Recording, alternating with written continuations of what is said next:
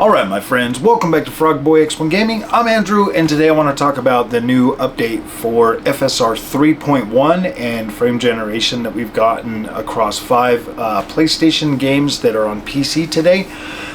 So I've had the opportunity to look at all 5 of these. I've played Ghost of Tsushima, I've played Horizon Forbidden West, I've played Spider-Man Remastered, Spider-Man Miles Morales, as well as Ratchet & Clank Rift Apart. Now, I haven't been able to make videos on all of these, but I do got another video for Horizon Forbidden West that I'm uploading now. I checked it out in ultra performance, and then I checked it out in quality. So, guys, I'm not trying to be like hyperbolic or, you know, NVIDIA bad or anything like that. But when I look at the overall quality of FSR 3.1, I'm actually pretty impressed with it. When I look at the overall, you know, image stability, I'm not seeing a whole lot of blur or fuzz or breakup in the distance. You can definitely tell that there's like some softer imaging going on in there and whatever else, but it doesn't have those older FSR characteristics that could potentially limit the experience, like visually in ways, you know, like with the whole screen jutter, or not jutter, but when you would have like textures that would be like kind of fuzzy or you know, shimmering in the distance, stuff like that.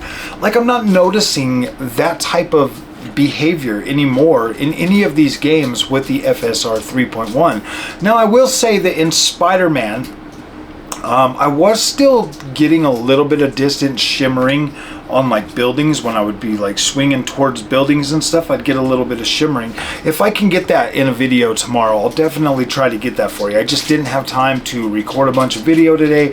I was looking at this stuff mostly in HDR. I did record the HDR footage for the Horizon Forbidden West ones, but trying to record it on like Spider-Man and the other games, it was kind of like breaking up a little bit. AMD software just isn't really there yet to try to record like the HDR settings and stuff like that.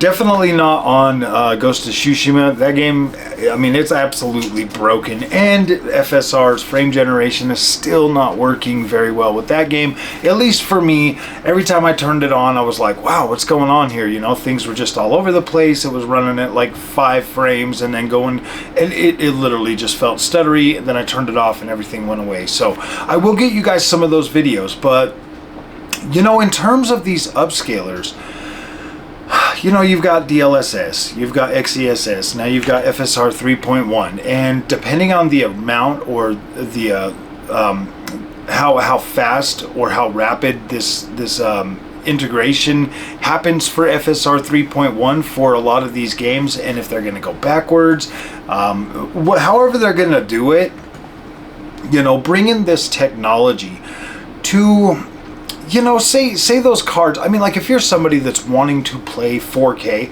I mean, I have a 7900 XT at 1440p, at 3440, 1440p. I do not need the upscaling for 90% of these games. Like, I just don't. Like, I can play it at a playable frame rate. It looks incredible. It plays just fine.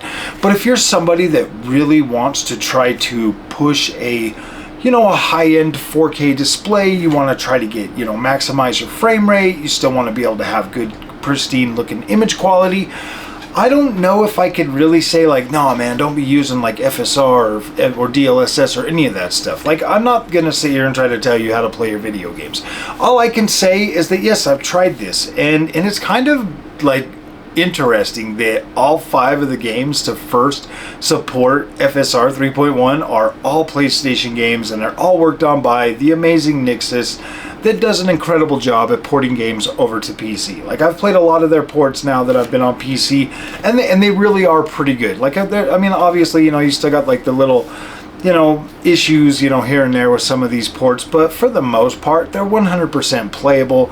I've enjoyed all of the games that I've been playing with the support that NVIDIA has been able to bring to these. They continue to update these and make these experiences better and more approachable, and definitely span across multiple different configurations of hardware to give you the best experience that you can get, no matter what potato or freaking master race PC that you're on. I'm glad that they do that, and I'm glad that they're giving, you know, players an option to take advantage of these games, of these systems, of these features, of these tools. Now, these are really good for, I mean, I'm going to be trying to try some of this stuff out this weekend on the ROG Ally to see if it actually helps that out. You know, try to get some of this footage for you guys and like really test this out, because I do kind of think this is a major breakthrough for AMD as it sits right now. FSR 3.1 is actually pretty impressive. I'm very impressed with playing Horizon Forbidden West. Wow, that game just looks incredible, and it just continues to get better and better with every implementation on this. And don't get me wrong, man, that game looks incredible with DLSS as well. Like Nixie's really nailed it with these upscaling technologies.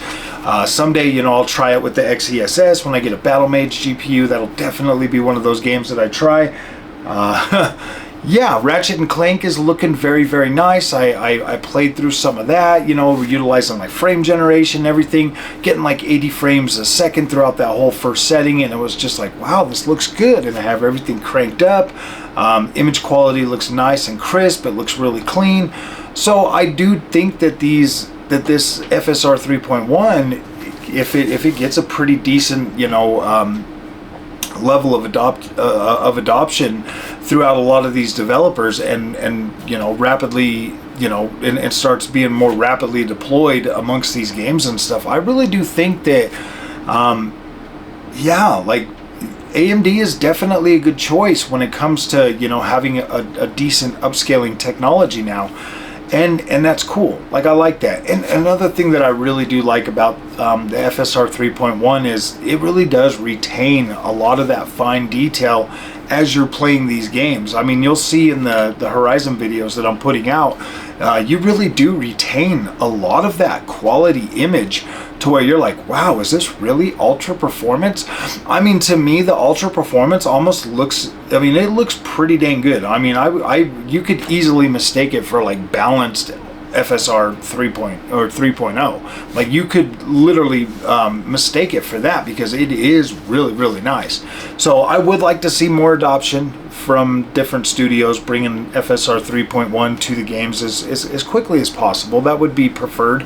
I will continue to cover this. This might actually push out, you know, putting back in the 4080 Super to test on a new monitor. I really wanted to do that this weekend, and I think I might still do that, because I can still look at FSR 3.1 even on the 4080 Super. That will at least give me some content to be able to go ahead and check that out. So I might still put it in tomorrow after work. I just haven't decided yet. Kind of was trying to, I'm actually really happy with the way the 7900 XT is actually performing with this new monitor. Like, I'm kind of, you know, back in that honeymoon phase with the 7900 XT again. It's weird. Like, I love this card. I think it's incredible, and it's never let me down, and it keeps like freaking, it keeps impressing me over and over and over again, guys. Like, it's crazy how good this card is. So, all right, my friends, thank you guys for watching. I'm sorry I couldn't get this video out for you guys earlier, but I want you to know that I am going to work on this throughout the weekend. I'm going to try to get you guys as much FSR 3.1 content as I can. I want to look at some different variables and some different factors and see if this is something that really could potentially compete with DLSS. And the thing is like, I might, when I put the 4080 Super back in there, I personally feel like I get better image quality from AMD cards using FSR. I do. When I use it on the NVIDIA cards, I just don't feel like I'm getting a like-for-like experience. So it is pretty hard to try to get you guys like a real good comparison. It just never turns out right. So if I mean, I'll do my best, and you know, we'll check it out. We'll see how it works on the NVIDIA GPU as well. So, all right, my friends, I'll see you guys in the next one. Thank you so much for watching, and I greatly appreciate your patience, and have a good night.